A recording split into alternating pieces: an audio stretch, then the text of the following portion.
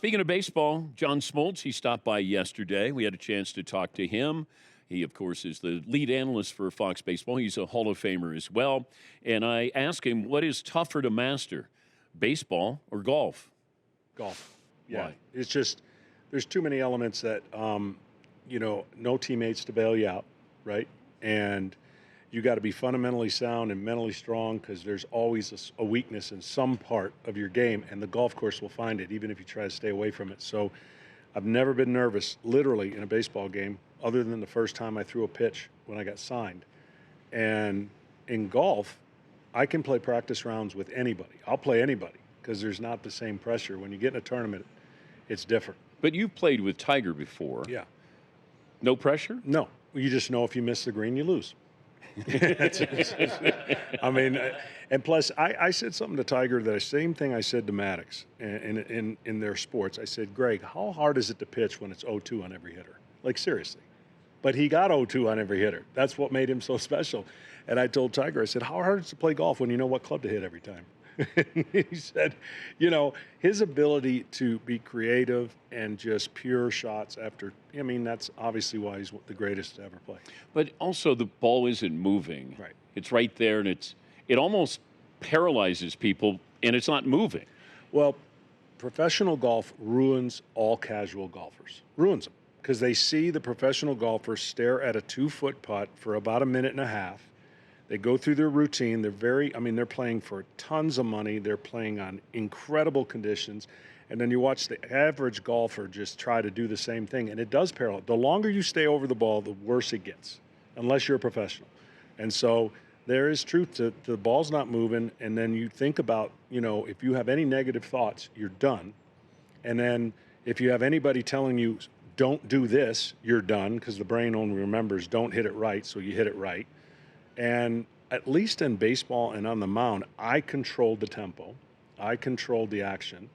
And I could take out certain aggression if I wanted to on the mound, where you can't do it on golf. The madder you get, the more intense, the more adrenaline. It's bad for golf.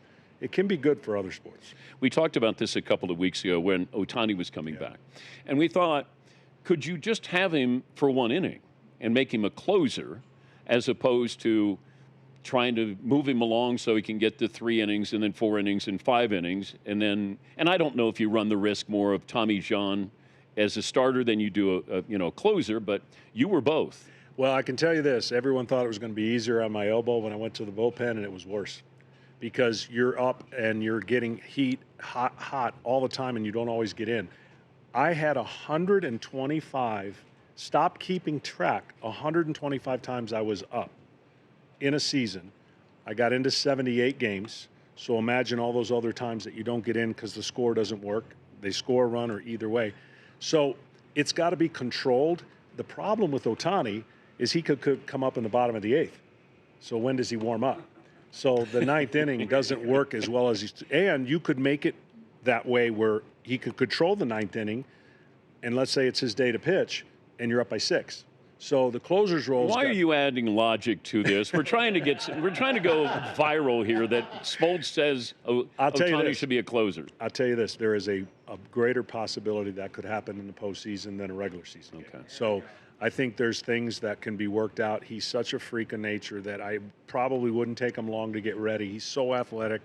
I did the last game. Everything about him looks great on the mound, and I know I take grief no matter what I say because there's people on the other side, right? So that's why I don't have any social media. But I gave him the ultimate compliment I could give somebody, and believe me, they got on me for this because they didn't understand what I was saying. I said, it's hypothetical. It'll never happen. If he never hits for 1 year and just pitches, he'll be the best pitcher in baseball, period, hands down. It's not even a debate. He's trying to navigate one of the greatest hitters of all time and trying to pitch. He's got so many things and so many balls in the air that he's trying to juggle. If all he did was concentrate on pitching, what my eyes see and what he's able to do, hands down. Now, Jacob deGrom was one of the best ever when he was healthy, and now that he's come back, and he had the part-time hit, like when he was in the National League. But all he had to do was think about pitching. And it's a tough job, but all you have to do is think about pitching. It's a lot easier than if you have to think about, getting, batting practice, scouting reports. My back's a little tweak. I fouled one off my calf. All those things that never go into the play of a pitcher. And so I don't know if people thought I was slighting them or if I don't know. It doesn't matter. You got off social media? I've never been on it. I'm not, and there's a reason. I mean, Is your wife on or your kids on? No, my kids begged me forever, and now that they see some of the things they see, they go, "Dad, you were smart not getting on social media." Because How does it not affect you? Because I don't know. Somebody will tell me. Okay. But it's fine. They'll tell me like, "Hey, you're rooting for the Dodgers. Hey, you're rooting for the Yankees," or "Hey, you hate the Yankees," because I would meet those people. Like I would find a place and meet them and want to talk, see if they could say that to my face. Because that's the kind of person I am. Oh, you would do that? Oh, yeah. If I had social media, I would want to meet them somewhere. Oh, that would never work that's for me. not good. Yeah. So what I don't know, I don't care. And, I like people not knowing where I'm at. You should talk to Joe Buck. I have, and he and it's look, that industry, I get it. I've probably lost a whole great opportunities in things that could come about if I had social media, but I'm fine with it. Has Aaron Judge graduated into, and I don't know the expression, but Bonzian? Yes. Yeah, he's got called up to another league. That's so what we would say. He's in with Barry Bonds now. He is. Is Otani in there? Absolutely. Anybody else in there? I think Soto has the impact on a club that Bonds would have on a club. Soto's not going to put up the numbers that Bonds did, but when you talk about impact, him standing in a lineup and never swinging, making that club better, that's the Bonds effect. Okay. Because the guys before him are going to benefit because you don't want them on base and you don't want to face Barry Bonds with men on. And I think that's the same thing. What Judge has done is closed windows of pitchers getting them out, like windows of opportunity. Swung a little bit too much, expanded his zone, that's gone. You still can get him out. He's human.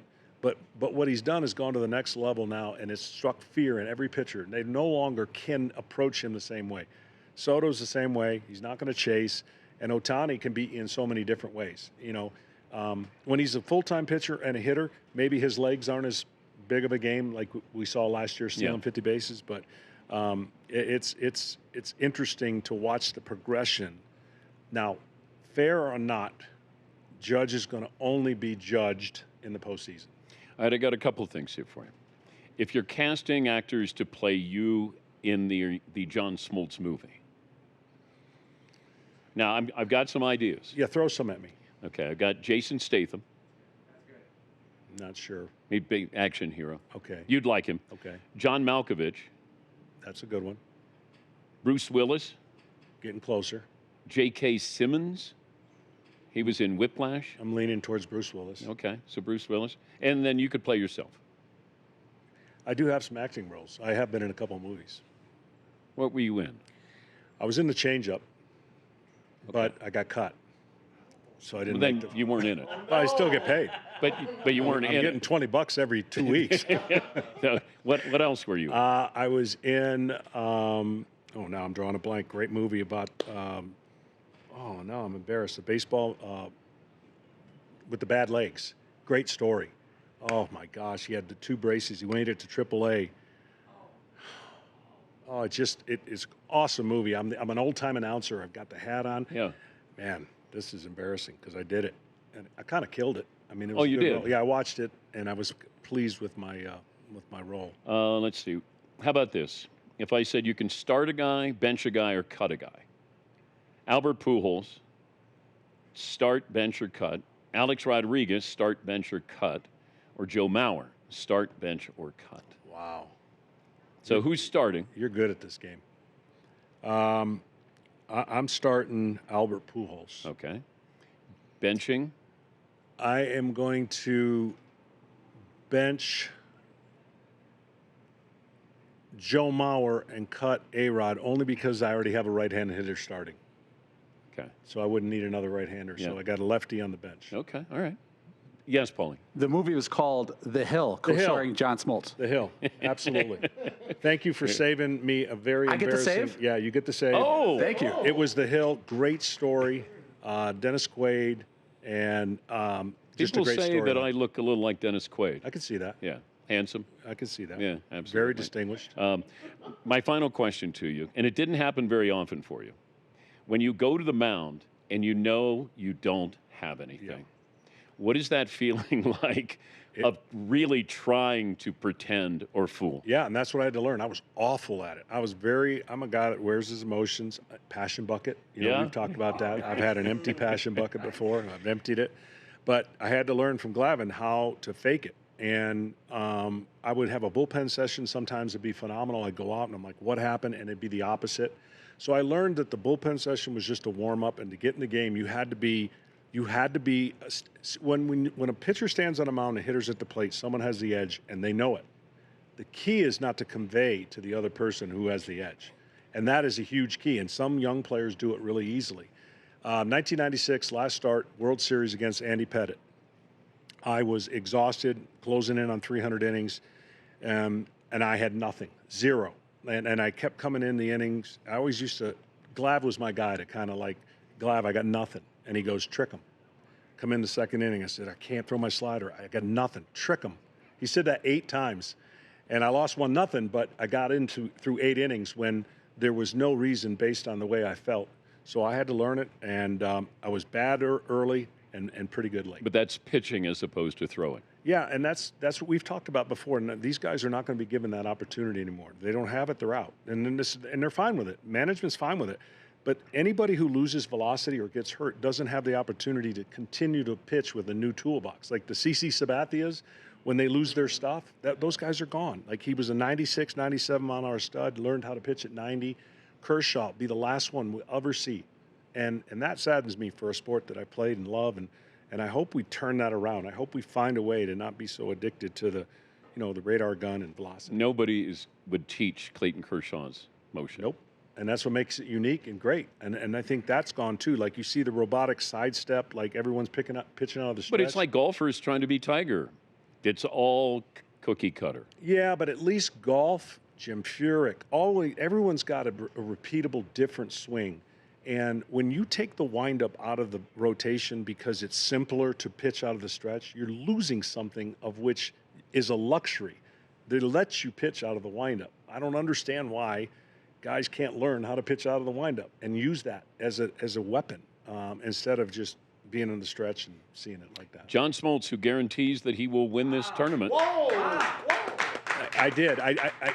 We don't have a timestamp on that, but I guaranteed I will be the oldest winner to ever win this tournament. You were very cocky yesterday. I was. I didn't even say hello to you, and you said, if this putter's working, I'm winning this thing. Right? Absolutely. Absolutely. Yeah, I'm in a good place, but I've been in a good place before, and this tournament does some funky things to you, but I will be the oldest player to ever win this tournament.